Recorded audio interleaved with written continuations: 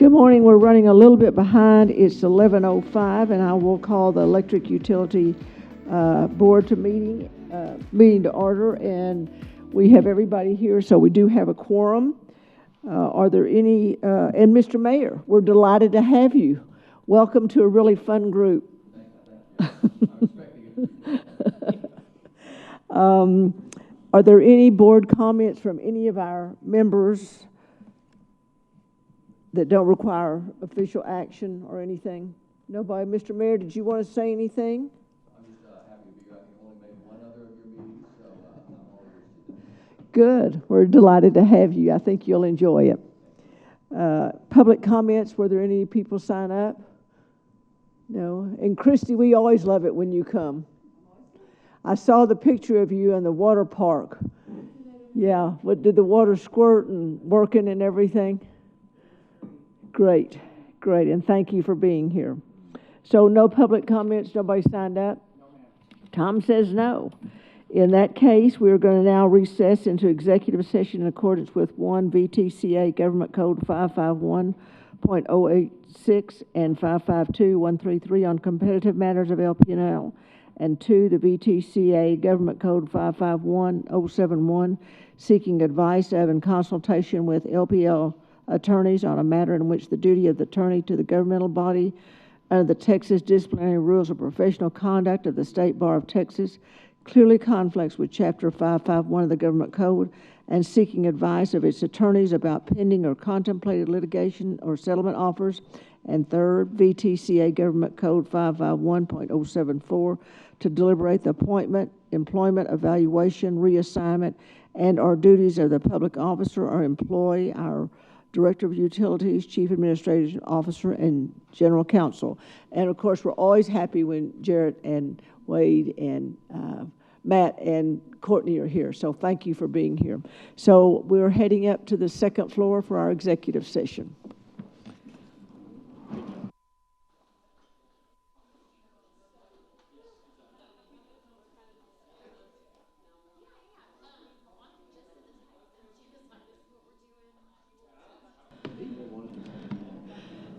It's now 12:33. I'm going to call the utility board back into order. We still have a quorum, but please note that Mr. Odom has left. So on the agenda, item, the minutes from the utility board on June 18th and the special electric utility board meeting on July 1st. Are there any additions or corrections to either of those minutes? If not, I'll take a motion to accept both of them. Mr. Schultz moves. Second. Mr. Wilson seconds. All those in favor, please say aye. Aye.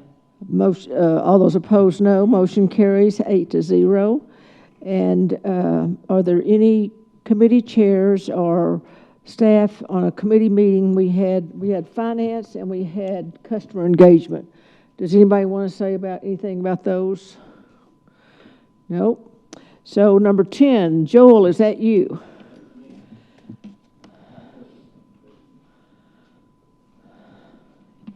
There we go. Just wanted to talk a little bit about the storms on the Gulf Coast and the issues that they've been having. So, as y'all know, on Monday, July 8th, Hurricane Beryl washed ashore, so to speak, as a pretty strong Category 1, it looked like. And then it just wreaked a lot of havoc, just kind of curling up to the north and east like that. We're just one day over a week into that storm, and you can hear the amount of outcry that's going on for people to get their power restored and this kind of thing. And I want to just try to talk a little bit about some common sense stuff. So I lived in Florida for about 10 years. I worked on the Texas Gulf Coast for years before that. So I've had a lot of experience with big storms. And to think that you can get a storm of that magnitude, power restored because of that storm within 2 weeks, is about the time frame that we have in mind in this business. So the fact that there's so much of an outcry right now, it's like, you know, maybe you've never been through this before or something. But then I think back to, they had that high wind event and tornadoes going through Houston that took out the transmission lines and whatnot. So these folks have been hit pretty hard. So I really kind of get why there's a little bit of unrest going on with the discomfort that they're having. But my experience with hurricanes is you can just almost guarantee 2 weeks before that last customer is going to get turned on. So, it's necessary to communicate a lot and often and over communicate as much as you can for those folks. We don't really have that concern here, obviously. We sit down here on the high plains, but we can have tornadoes, high wind events, and those kinds of things. But those are multi-day events to get restored instead of multi-week events like hurricanes are. So it's something that we can certainly recapture the system integrity from it. We did not get any calls for mutual assistance. Mutual assistance calls came out, but not for us in particular. If you think about it, we're geographically the furthest organization away, just about, in the state of Texas, in the Texas system. So it kind of makes sense that they might call on us later, but I know our guys are ready to go. And as they always are. So to the extent there's assistance that can be rendered, we will certainly help where we can, when we can.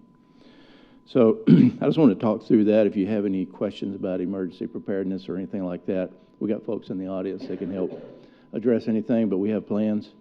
We are ready, but we have to remind everybody we're sitting way out here on the high plains by ourselves, more or less. And so access to mutual aid crews and things like that is a little scant way out here like that, so it just takes people a long time to drive in. So having a plan and being able to hit the ground running and get started, I know Cody Morris and his group they're aces. They do a great job with that. So I think we're prepared, and whatever comes along, we can handle it. Madam Chair, I have a question. At the PUC meeting, we had those 3 presentations of people that were affected by the hurricane. One of the things that I kept hearing was about the drills that they had. Mm-hmm. And I know we're not in hurricane country, but as far as tornado drills, and I know communication was the other issue, was that when a hurricane's coming, of course, you can start, and a tornado, we just never know, but yeah. How do we get the message out, maybe during our tornado season? And if you can tell me about the drills. So we have an emergency operations center within the city. It's a city function, actually, and it runs very well. It's fully staffed full-time. And so it's not a temporary type thing like what I'm used to in my past. So they always were temporary. So for this very reason, we have thunderstorms coming in. These folks are manning these centers. They're calling people in from different departments that can help manage the situations as they come along, including us, obviously. So we have plans to deal with storms generally. It really doesn't matter what it is, if it's a tornado or just a derecho type wind event or something like that. We're prepared for whatever that might be. But having that support of the rest of the city, us supporting with the city and the city is supporting with us, is just paramount to the success of this thing, because these guys are managing the streetlight outages and different things like that. The police know what's going on situationally and what they need to be aware of, and obviously fire at the same time. So it's a really neat process, but if there's a thunderstorm predicted, a heavy thunderstorm, the National Weather Service actually has a role to play with helping us forecast and know what it is we need to be looking out for. So from a planning standpoint, I think we're in really good shape as an entire city. I want to accent that because it takes all of us to be successful with it. Absent any other questions or concerns, I'm going to hand it over to Casey for her 2 minutes. Thank you, Joel.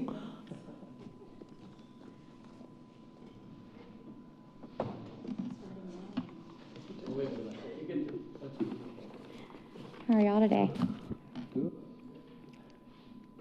Okay, we're going to be going through our May financials. So starting off with their balance sheet and the cash flows, you can see that we did have a decrease in cash of $2.2 million since last month. Moving on to our cash flows, in our operating activities, we did have almost $3 million in positive cash flow coming in from customer payments.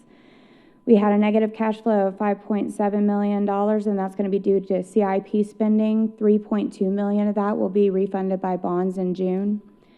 And then we had a positive cash flow of $760,000 in our investing activities.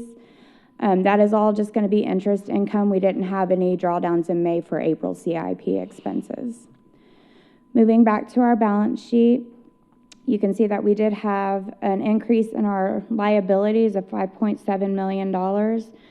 A small part of that's going to be in our accounts payable, and that's going to be due to our TCOS expenses going up. We had a true up in May for the new bill matrix, so those expenses came in a little higher.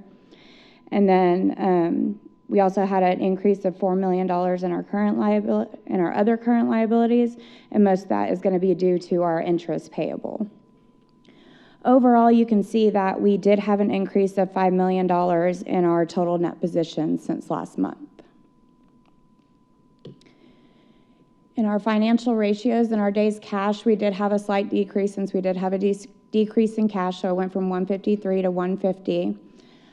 I have looked at June cash, and I think, I didn't do the math yet, but I think in June we'll see that get more towards 160.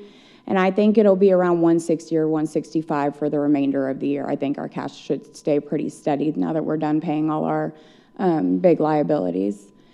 Our operating ratio, you can see it decreased from 0.94 to 0.901.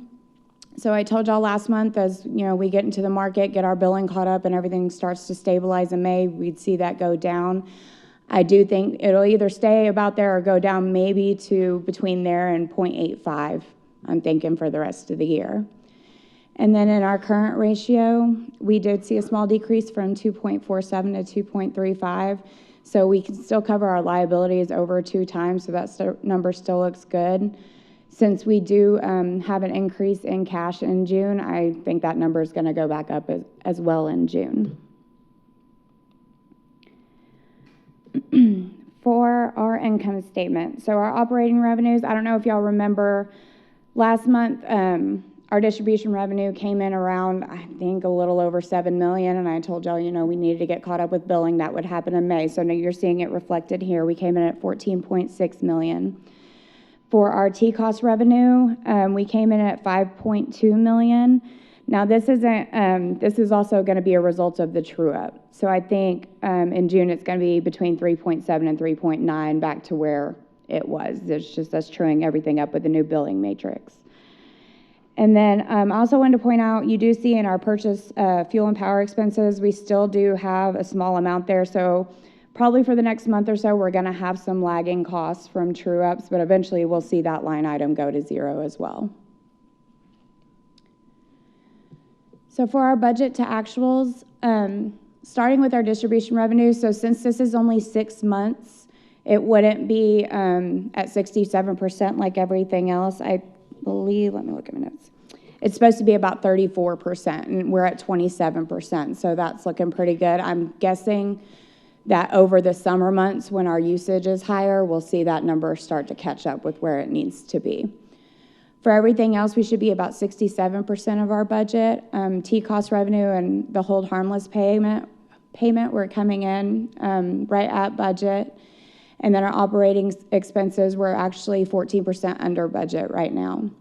Our operating income is only at 36% of our budget right now, so we're still coming under. But we did have a 17% increase in our operating income since last month. Do you have any If you'll questions? go back to Sure. that one on the distribution revenue, is that what we anticipate it to be, 73 million for this fiscal year? Yes, for the Okay. back half of the fiscal year, yes, Okay, ma'am. even though it's kind of started slow and whatever, the 73 is a correct number? Yes. Anticipation. Yes. Thank you.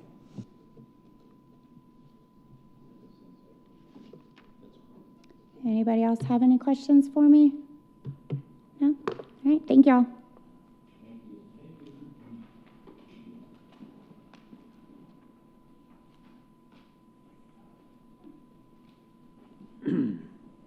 So on July 1st, we had our Finance Review Committee meeting, and that was the initial presentation of the budget that came into a little more detail. I'm just going to do the quick kickoff of that.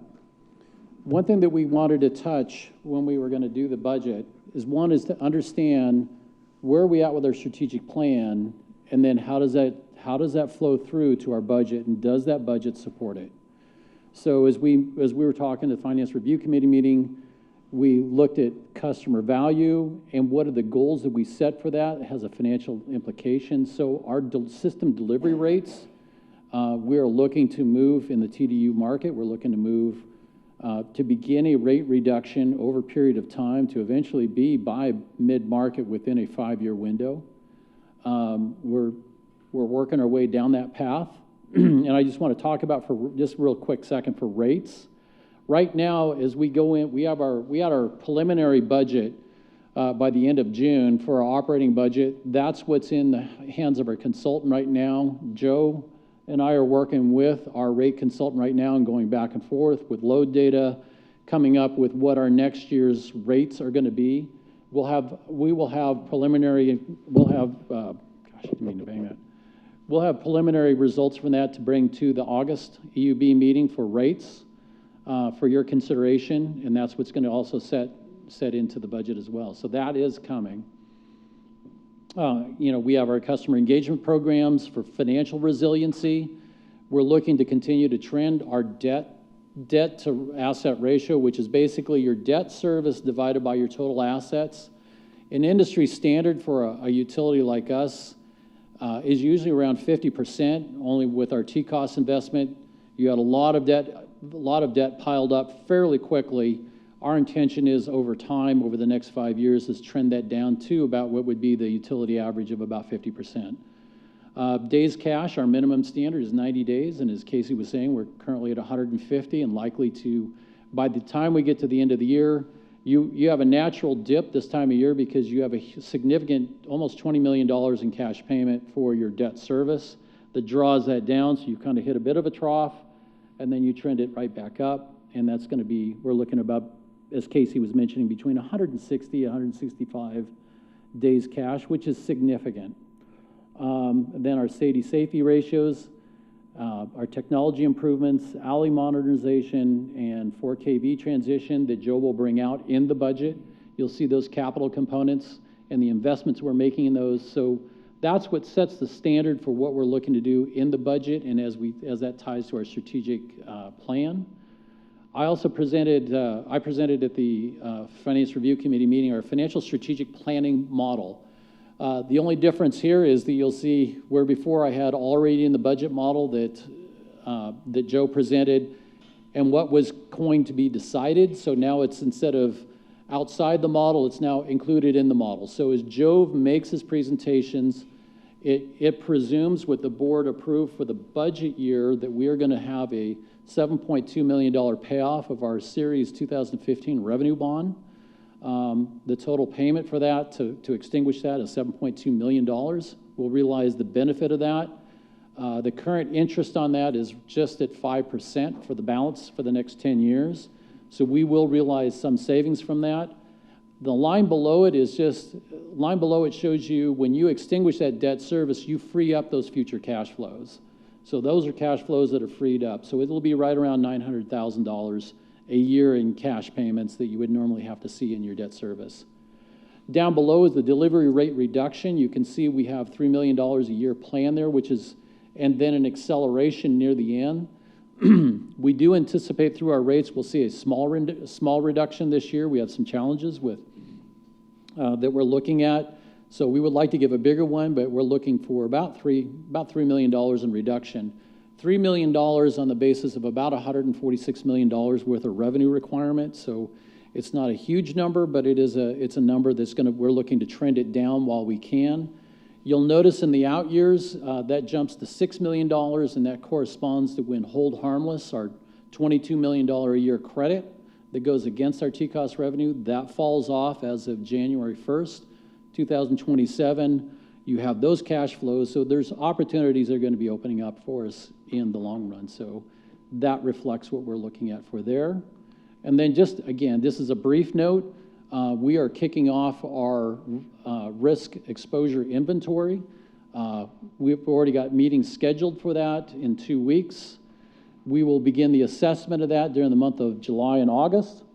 And we will be reviewing that internally as an executive staff, and our intention is by the October timeframe, we would bring that to the October board meeting for review. And with that, I will hand it off to the star of the show, Joe. Here he is. Here you go, sir. Thank you. You bet. Afternoon again, board. Can I do Oh, one more thing? Go ahead, yes. I'm Sorry, sorry. I know I walked away. This is unscripted, so actually I got good news. So, on Monday this week, we had a, Moody's credit rating agency had a surveillance call with the city and included LP&L as part of that process. During that, we had sent them information ahead of time, notifying them that our rating, Standard & Poor's had given us a rating increase. So they were very keen to understand what was going on behind that. So they had one of their municipal electric utility experts join the call. So as we went through the call, we got a chance to walk through what we had achieved, our historic move to market, which really surprised the analysts. It's like, this is the third largest one. So the shock and awe of that was pretty evident. As we walked through our financials, they are going to consider us for a potential ratings upgrade the end of this month by Moody's. That's not for sure, but they said there's a good likelihood that could happen. So I wanted to bring that piece of good news before the board. So we'll see the end of this month. We already got the S&P upgrade. Correct. And now this is Moody's, so this is is a Moody's. new boyfriend, okay. This is yeah. There's one way to put it, and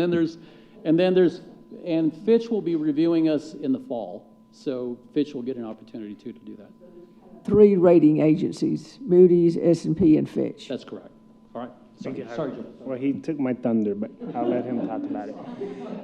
Well, today I'm going to provide you all a presentation that walks through the fiscal year 24-25 proposed operating budget and capital program.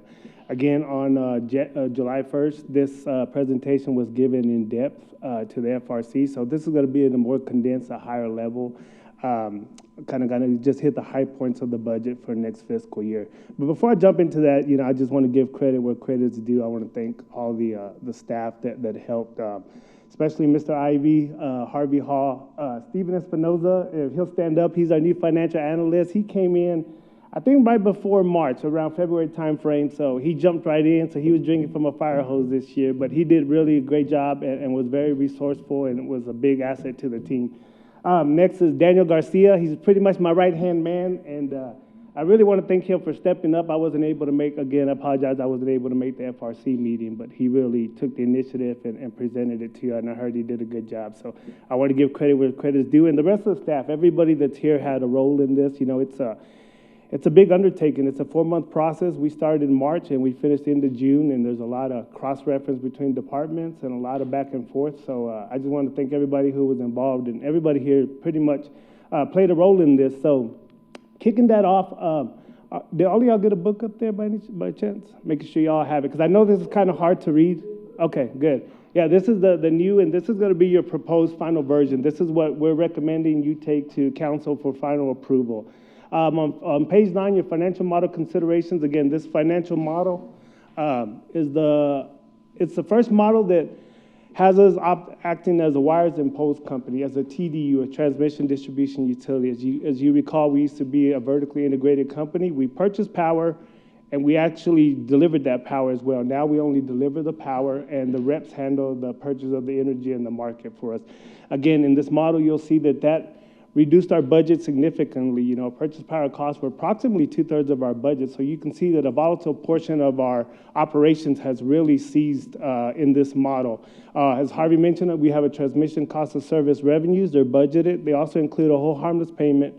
That whole harmless payment will fall off on January 2027. So after that $22 million annually will be paid out. It was a total of 110, and we'll receive all the T-cost revenues that are due to us.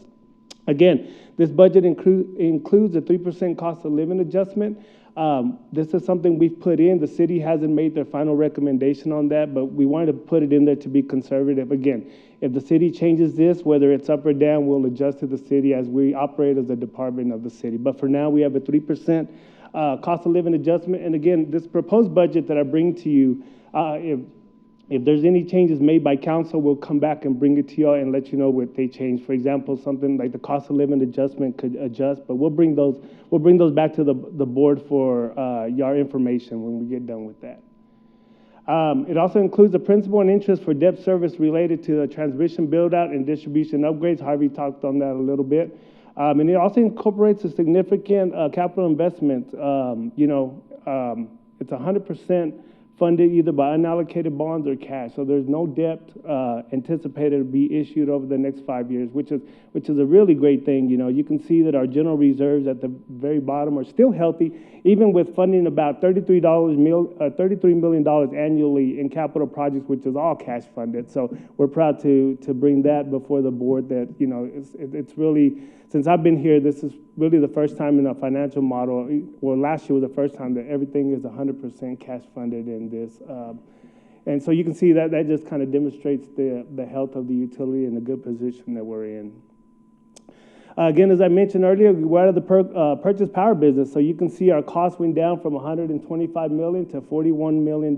So the only thing that's remaining in there is our transmission costs in ERCOT, which we have to pay to utilize the infrastructure within the ERCOT market, just like they pay us a T-cost revenue, so we pay out expense to utilize the system. We did save, Harvey mentioned, we did save $6.86 million when we exited out the SPP market, which you all recall was December when we switched 100% of our load over into ERCOT. We thought there was going to be a 1-year lag on transmission costs. Well, SPP determined that wasn't the way it was going to be done. So we had a meeting with Excel and us, and it was determined that the protocol stated that we don't have to go back retroactive and pay that. So that was about a savings of $6.8 million annually. So And where was that 6 million to our plus what line item? yeah, it was in our transmission costs. In Yes, transmission it was in our cost transmission expenses. costs. Okay. Yes. So you remember last year we anticipated, because we were still partially 30% of our load was in SPP and 70 in ERCOT. We paid both SPP transmission costs and ERCOT costs last year for 3 months. Any questions on that? Okay. Moving to our funding sources, as you can see, as we mentioned, now that we opt as a poles and wires company, our revenues have really, our revenue sources have really only come down to 2 major sources. Your distribution system revenue, which is the revenue we generate from your delivery rates, and your T-cost revenues. So those account for about 90% of our revenues. We also have a franchise fee about $13.1 million, but remember, we collect that for the city, and it's transferred as an inter-department transfer to the city for the use of right-of-way and other things like that we transfer to the city.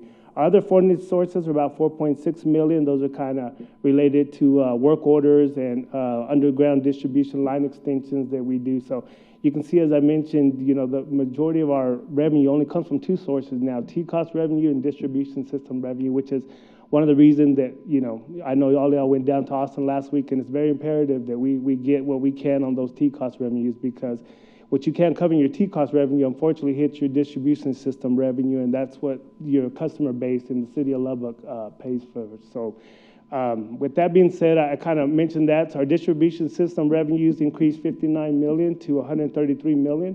As I mentioned, we opted into full retail competition in April. So those distribution system revenues were only for 6 months in the prior year. And then this coming year, there'll be a whole year of distribution system revenue to us. Our T-cost revenues decreased $5.8 million. Y'all are all aware of that. What we did, we were conservative. The ALJ made a recommendation on what our T-cost revenues should look like. So we budgeted that at the $38.57 million. Again, that's what's in the budget. I know we're anticipating a hearing or a decision on that here pretty soon. So when we do get that, we will amend this budget to reflect the correct amount that is finally determined on the T-cost revenues. Franchise fees increased about $500,000 to about $13.1 million total.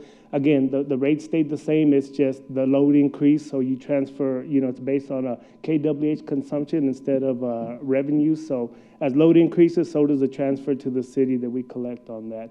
Other notable funding sources, again, fees and charges decreased $0.62 million. Now that we're in the retail market, we don't charge our customers directly for the late fees. We're charging the reps kind of those fees. Disconnect fees are still coming to us, but some of those fees have really dwindled down now that the the reps are handling our customer billing. Transfers in decreased $0.45 million. This is due to the removal of the transfer for Citizens Towers debt from city utilities. We would we would usually get a transfer from the city for the City of Lubbock Utilities area right there for our use of the space, but the city has decided that that was a City of Lubbock or City Utilities function is in our budget, so now we're paying for the cost on that. But however, the city does do a transfer to us to reimburse us for their portion of the use of the City of Lubbock utilities, for example, water, wastewater, and stormwater, and so on. Any questions on the funding sources? Okay. Our operating expenses, again, our operating expenses, there's no purchase power anymore. Our biggest costs are capital-related costs, which come in at about $71 million, or 39.4% of the budget. This is all your cash to cash-funded capital projects, and this includes the debt service as well. So you can see this is the largest of our expense. Next is our transmission costs, it's strictly ERCOT costs now going forward, which comes in about $41.4 million. And this is followed by compensation, about $21.8 million, and then our transfers out, which is our pilot and our franchise fee transfer to the city, which total about $18.9 million. The other ones are pretty small, but I'm going to explain those on the next couple of slides. We'll start off with the compensation. Our compensation increased from $20.9 million to $21.7 million. You know, we did have a net decrease of 7 full-time employees in our budget. However, you know, some of those older positions that we have, we've repurposed. You know, as we transition into this retail market, you know, there's positions that we need now that we didn't have, and most of those positions are higher paid positions than we previously had. So you can see it really wasn't a one-for-one match. You know, we had some positions that needed to start about $70,000. The old positions were about $40,000. So you can see where the savings doesn't really really come out to a one-for-one difference. So, however, we still did have a decrease of $343,000 in full-time pay. Our overtime pay went up by $458,000. This is a significant increase, but if you really look at our distribution and our street light functions, you know, we are getting calls like crazy on that, and so the work has really elevated on that. And to stay on top of it, we really utilized some overtime pay on that. Terminal pay is down $39,000. Our temporary pay is up $15,000. And again, as I mentioned, that $715,000 reflects the 3% cost of living adjustment that we have in there. Again, that could go up, that could go down, depending on what the city finalizes in their budget. The benefits, they follow suit. Benefits follow your compensations. The compensations increases, so do benefits. So again, it's a 3% cost of living adjustment and an increase in TMRS. A TMRS rate is set given to us by the city, so we follow in accordance of that. So that's on that. Maintenance is up from $3.2 million to $3.6 million. As I mentioned, you can see underground maintenance and streetlight maintenance is really the driver of these increase. And as I mentioned, you know, that's overtime pay, you know, the workload, and even the cost to, you know, we have the old lights in there, and we're putting all new street LED lights, which are more costly than your old lights. So you would expect that those expenses to come up. But then again, in return, you know, those LED lights last much longer than those older street lights that we used to use. Professional services and training. This did go up from $10.1 million to $11.6 million. And the main driver of this is a $1.35 million increase in some of our departments. You know, now that we're part of ERCOT, it's, you know, we're under a lot more compliance rules and a lot of things that we have to follow. So these aren't really, you know, requests in the budget. These are kind of mandates coming from ERCOT and NERC and other departments like that, where we do have to budget. We do have to do these oil sampling tests and, you know, have NERC cybersecurity contractor in here to help us with, you know, entering this market. You know, we still need some assistance in preparing some of these reports and all the certifications that we all do. Oracle Nitron agreements increased. You know, those are just escalations in your contracts. As you know, when you create those contracts, they build escalators in them, and they went up. Driving the offset in this is a big decrease in our legal. You know, it's a $500,000 decrease in our legal costs. It's anticipated, hopefully, that TCOS will be done by that. You know, that's a big expense. We pay outside general counsel for assistance with that, and I know Ms. Swan really appreciates and utilizes that outside help. But as we anticipate TCOS being done, we really expect to see a reduction of about $500,000 in that budget. Scheduled charges, those are down significantly too, 7.1 million to 5.3 million. Again, these are budgets of the city that are transferred to us. This is for our utilization of IT service department and property and liability insurance. That went up. If you recall last year, we got a new insurance provider and we paid 18-month premium up front on that. So that was a big increase, and the decrease you see is now we're going back to only 12 months of insurance costs. So that's really the driver of the property and liability insurance. Your utility charges went up. You know, this is for the electricity that our departments use, and now that this is what the retail electric provider has projected that we use for next fiscal year. Any questions on that? One of the last ones is our fund level expenses. Of course, we mentioned debt service increases 4.5 million, and that's related to the issuance of the $65.7 million we did to pay the SPS partial requirements agreement as we integrated into ERCOT. As Harvey mentioned, you know, we also put aside a $7.14 million to pay off a 2015 series of revenue bonds. This really does, you know, you're paying that up front, but over the years, I believe I calculated about a 1.8 reduction in the future years on that interest and principal. So we'll pay it up front, but then you'll see your debt service decrease in the future years going out. Indirect cost allocation, it increased about 100,000. These are what we pay the city for administrative costs for legal, city council, city manager, human resources. You know, as we mentioned, we're a function or a department of the city, so we have to go to their human resources and their risk and other departments like that. Franchise fee equivalent, again, went up 400,000. And again, this is just projected load increase, and that's where we get that. One of the major changes this year is your pilot, your payment in lieu of property taxes. We used to pay a 1% revenue or 1% of our meter revenues on your pilot, but since then the ordinance has changed, and we're required to pay an ad valorem tax on our assets. So that has increased our payment in lieu of property tax, you know, by 1.26 million. And again, so it's determined, and what we did is, well, we got with the city and gave them our asset base, but what we made sure to do is take out the assets that are outside the city of Lubbock service territory. And so really what we're paying for is the assets that we have within the service territory of LPNL. So all the transmission build out that we put out there, correct, Harvey? Okay, yeah. I just want to make sure. So yeah, all the infrastructure that we put out there that's related to our T cost is not included in this base rate that we're paying the city on the property taxes. Again, transfer to capital decreased 3.7 million. The reason for this, our capital are still utilizing 27.6 million of capital projects this year.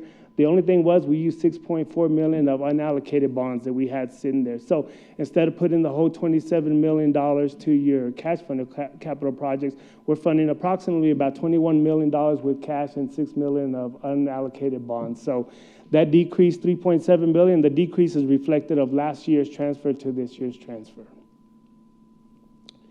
Any questions on that? And lastly, as I mentioned, I got ahead of myself, but this slide, you can see we still funded the $27.8 million projects, 13.5 as annual projects. Your distribution, your 4 kV projects are about 3.6 million, and your substation projects are about 6.9 million. So as you all know, you know, we spend a great amount of money on the infrastructure for our transmission, and now it's time to bring in that work in-house and really upgrade our distribution within the city of Lubbock or LPNL service territory. So you can see most of these projects aren't related to transmission. They're all related to substation, to distribution, which is another reason why we like to cash fund these. You know, on these projects, you don't get a rate of return on your investment like T-costs because these are distribution, and your constituents or your customers within the service territory are the ones responsible for paying on the distribution projects. So that's another reason why we really want to cash fund these projects so we don't have to issue any more debt or anything on that.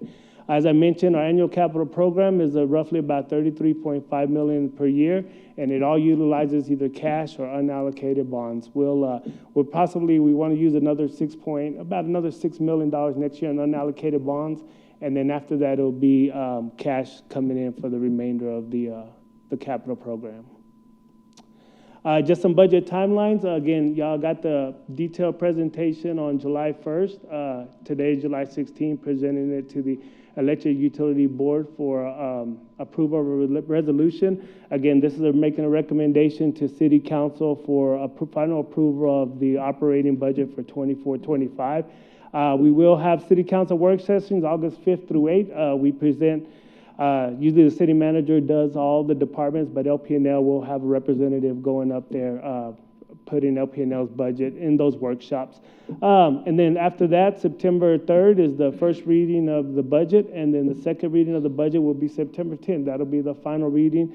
As Harvey mentioned, we will bring the rate or the tariff to y'all next month, and the tariff will go only on the second read on September 10th, but that will have to be approved by the City Council as well. So, for today, it's just an operating budget and capital program, and next month we'll bring the tariff and the delivery rates for recommendation.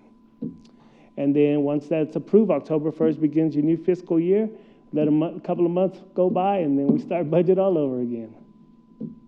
Any questions on that? I know that was a lot of information, but again, I really do want to thank my staff, and especially Daniel, for stepping up at the FRC and presenting this to y'all in more detail. No one has any questions? Okay.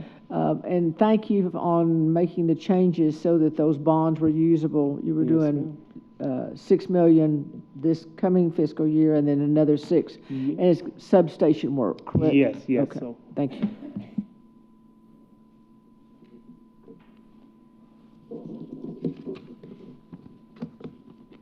good.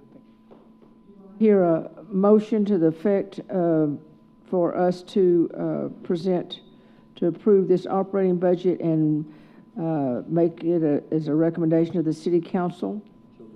Mr. Wilson makes the motion. Second.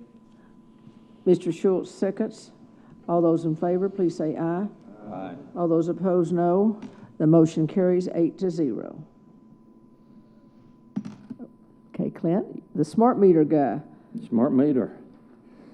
I'm here today to request a resolution approving the 8th Amendment to the Professional Services Agreement between the City of Lubbock, acting through and by LPNL, and TMG to expand the services scope for required to integrate smart meter Texas. I'm sorry, I just got ahead of myself. This amendment increases the not-to-exceed amount of $6,679,000 by $103,920 to a total of $6,783,046 and extends the term to December 31. Now, just to let you know what Smart Meter Texas does, this is with us being in the transition to the retail market, all TDSPs are required to send certain electric meter data to Smart Meter Texas. This is an information system that stores electric meter usage data in it, and then that information allows our customers, retail electric providers, authorized market participants to access real-time and/or near real-time meter usage data. Now, what this does also, it allows us to develop custom processes to support the transfer of the following data from Cloud Customer Service, which is our CCS system, to Smart Meter Texas. It does premise attributes, meter attributes, retailer of record attributes, monthly billing reads, 15-minute interval reads, and daily register read data, and on-demand meter read information. So it delivers everything to them that a customer could need, and the customer can look it up, and retail electric providers and other third parties. So anyway, that's what this will allow us to do, is to have TMG to help us process or convert that, write the program for this so we can interface with Smart Meter Texas. Are there any questions? If not, I'll entertain a motion to amend this 8th Amendment that will not to exceed the 6-7, that's basically $103,000 more, and it extends it to December of 2025. Do I hear a motion to that effect? So moved, Chair. Mr. Davis makes the motion. So, Mr. Fields seconds the motion. All those in favor, please say aye. Aye. Those opposed, no. The motion carries 8-0. The next thing you have is the consent agenda. Is there any item that a member would like to remove from the consent agenda? Number 14, please. Number 14, we're going to take it off the agenda, consent agenda. Let me go ahead and get 15, 16, 17, and 18 to be approved. Or does anybody want to take any of those off? If not, I'll entertain a motion to accept 15, 16, 17, 18. Do I hear a motion to that effect?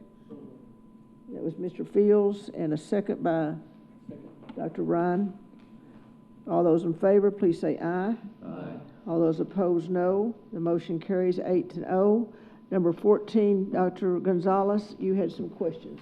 It's actually Dr. Ramirez, but I think Harvey has some information. I'm just curious to know about the grants. Any idea as far as who we're going to try to get money from? Because I know grants are free money, sometimes it's seed money, so if you could just elaborate, please. No, that's really good. What we have is we have a series of opportunities to, with the federal government, with the Inflation Reduction Act, with the CARES Act, with the American Rescue Plan, with the, I mean, it's kind of an alphabet soup of different programs that have come out in the last 3-4 years where the federal government has issued grant money for, and it's earmarked for electric utilities. It has a series of applications. It can be for technology upgrades. It could be for cybersecurity, which is a concern, system reliability, and something that they, and a series of dollars. So there's hundreds of millions of dollars that are out there for this. Other utilities are looking to secure these funds to be able to improve their systems. It also includes money set aside for workforce programs for craft trades such as line technicians and training programs for them as well. So with the capital money that we're using, part of our strategic plan is to rely less on borrowing and managing it by cash. So there's a significant opportunity that electric utilities are taking advantage of to propose grant writing for and participate in that money. And that's something that we have been looking at for about the last year, have talked about it.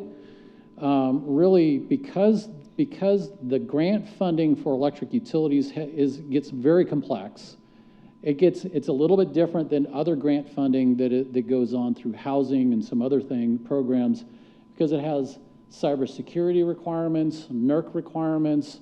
There's a series of requirements that have to go through this and qualities it's got to meet, and it takes a lot of pretty special knowledge to be able to pull all these things together. So the packages that are put together for these grants are very time consuming. There's a lot of detail to them.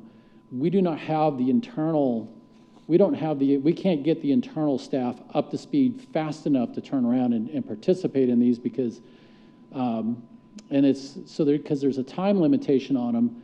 The other thing about these grants is they are competitive. So every utility is out there lining up to fight to get those dollars. So it's a competitive process.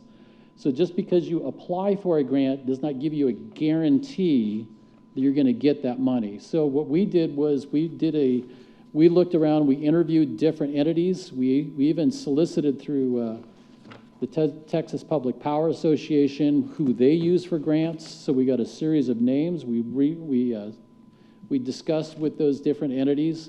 We wanted to pick somebody who had we wanted to pick an entity that had the expertise, not just nationally, but even in the state of Texas, because sometimes federal money goes to the state of Texas that's then awarded to utilities, so they need to be aware of how to work with Texas. So somebody who could work with federal dollars, who could work with the state of Texas, who understands a municipal electric utility, and then also understands exactly how to competitively place these bids in there. So during that position, we selected Baker Tilly. Baker Tilly is a international is an international accounting firm, specializes in electric utilities. Part of their consulting practices is with grant writing.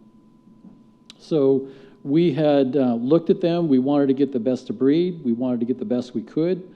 We also wanted somebody who had experience in Texas. So Baker Tilly has experience working with City of Denton with very good success. They've been able to procure with them over $10 million in grants to the City of Denton. So we wanted somebody who has a success pattern. And so we have allocated a 2-year budget for this, up to $400,000. This includes the whole process from them consulting with us to understand what are our infrastructural needs, what are our grant needs, where are we looking for money, and then through them looking and surveying the programs that are out there that we could participate in, and then target grants to go after those funds. So they will help us to monitor, help us to know what functions, where to go get that money, where the money's at, help us pull together the grant writing program, work with us to develop a budget for that, do the submission to that, and they know how to target that. So we wanted that expertise to go into this. So we're looking for a high probability of success with these grant writing, and that also gives us the chance to take federal money and bring it locally to benefit local citizens.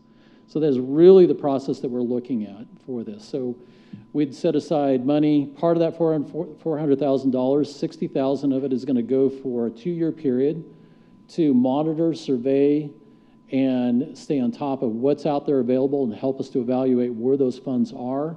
The balance of those funds would be the target anywhere from 7 to 10 different grant programs that would be eligible to go after. We would be looking for grants that are in the millions of dollars that we would bring back here to the city of Lubbock. So that really is our intention. So that's, in essence, what's out there and what we're looking to try to do. Any questions? Do you know what their success rate is? In other words, you're going to pay them the $400,000. They're going to help you apply for the grant. It doesn't guarantee you will get a grant. Is that correct? So do we know what their history is of when they've worked for somebody, they generally get at least 1 grant, 5 grants? Do we know any of that? I don't have the statistics. In other words, I can't give you a statistic that says X percent of time that they present, because it's complex to do. It's fairly high. So they work with currently 100 municipal clients across the United States. They have secured well over $100 million in the last 2 years. So their success rate, I guess, is what I'm looking for, if they're helping I do not the have a client. percentage. So I do not have that for you. I know that they have a high success rate in what they go after. I know they've secured a lot of money for utilities. They're known in the industry for their success, which is why utilities really prefer to work with them. And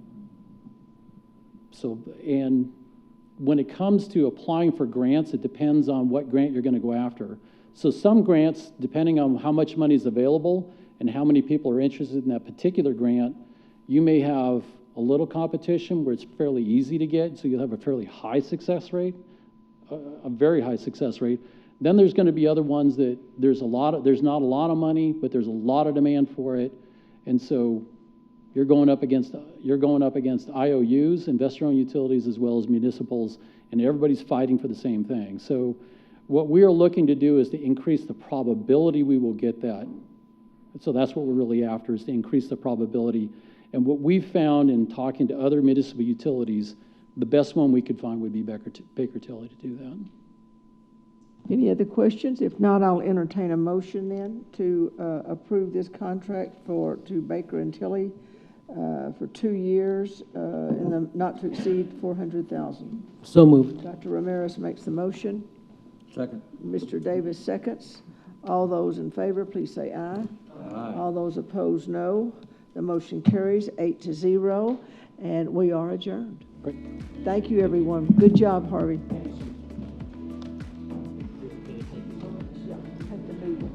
Yeah, because I have an old one.